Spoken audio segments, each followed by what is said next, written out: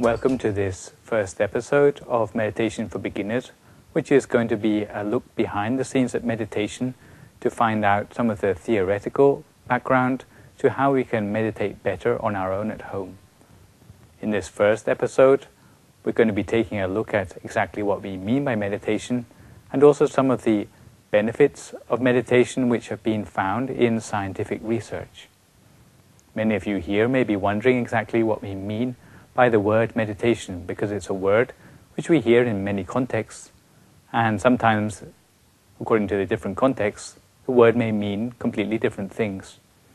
But according to our context here, we are interested in meditation as a way of training the mind to become more efficient, and also as a way to balance the mind together with that other important component of ourselves, which is our body.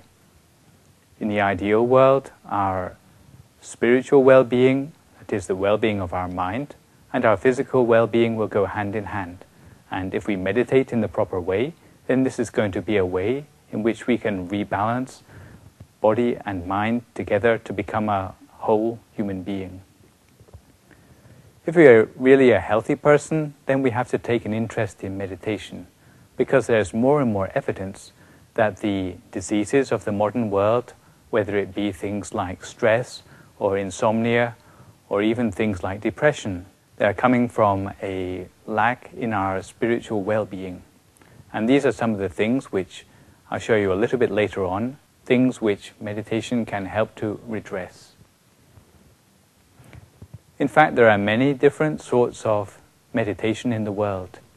There are two main sorts divided by the place in which we focus our mind when we're doing the meditation.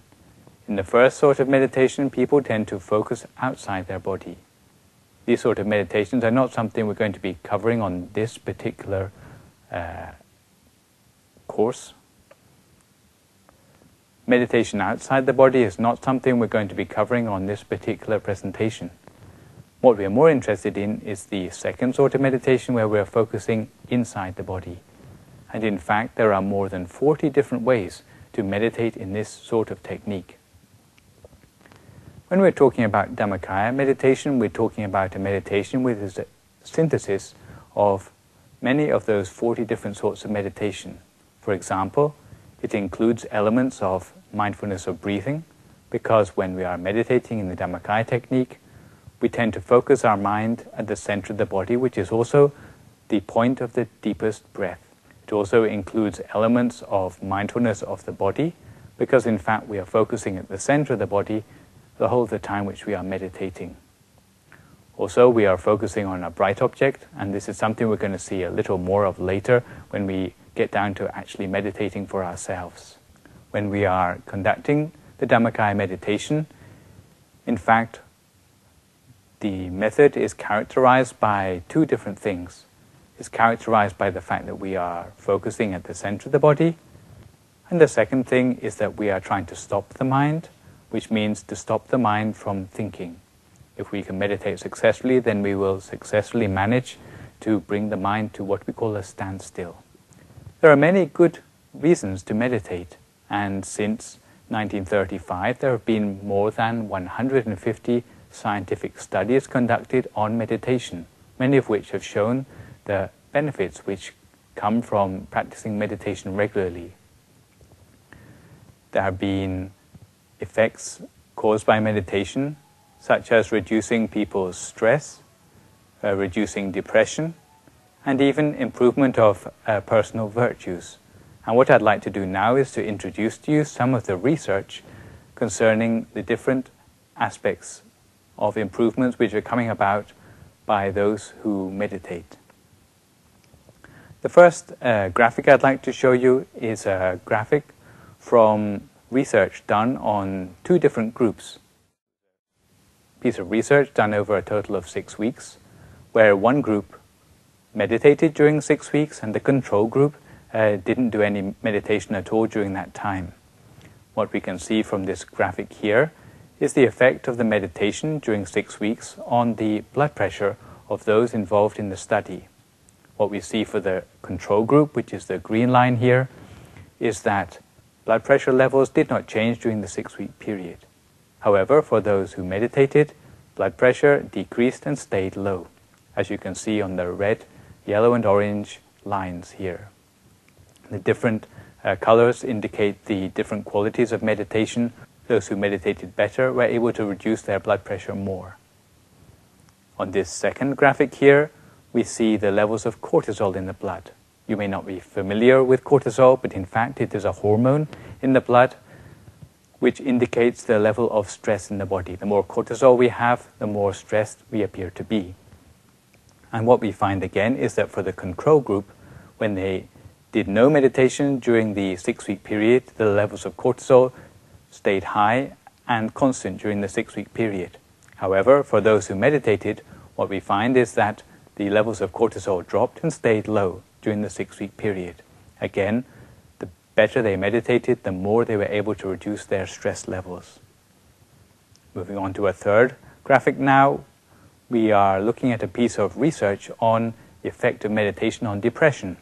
Depression can be caused by many different things, because of brain chemistry, sometimes it's because of attitudes in life. What we find is that meditation can help those who have attitude problems to help them to become less depressed. In this before-after scenario, what we find is that before the study started, about 1/3 of the sample were suffering from depression of various sorts. However, after the study, about half of these are being cured of depression, and this would be the part suffering from attitude problems. If you're not a person with problems, you may be wondering whether meditation is something for you. But in fact, what I'd like to emphasize very strongly is that it's only a minority of people who meditate because of personal problems. Most people who are interested in meditation these days are interested in improving on what they already have. If they're already healthy, then they become more healthy as a result of their meditation.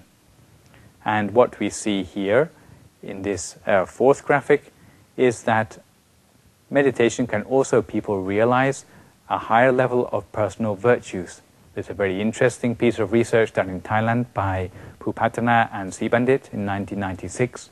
And what they found was that for a big spectrum of different personal virtues, for those who meditated for 6 weeks, the level of virtues tended to increase during that time, whether it be things like patience or job satisfaction, the ability to be a good friend to others, or even the ability to adapt to one's situation better. All of these virtues were increased by the ability of a person to meditate during the 6-week period. So what we can see is that meditation can help us a great deal, more than things like just sleeping or being hypnotized or changing our diet or even physical exercise.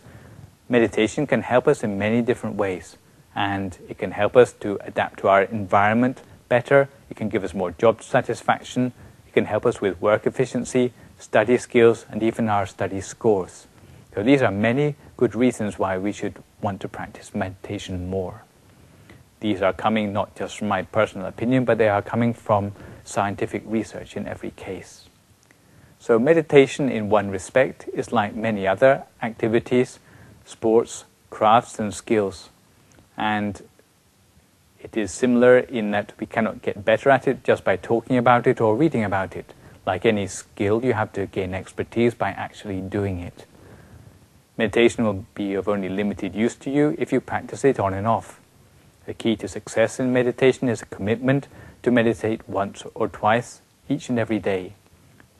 You can think about meditation like embarking on a new career with a new employer. If you turn up for work only when you feel like it, then I'm sure you will not get very far in your new career. Training in meditation is like the way in which a sportsman trains themselves in order to play their sport in an adept way. For example, a runner is the place where all the wisdom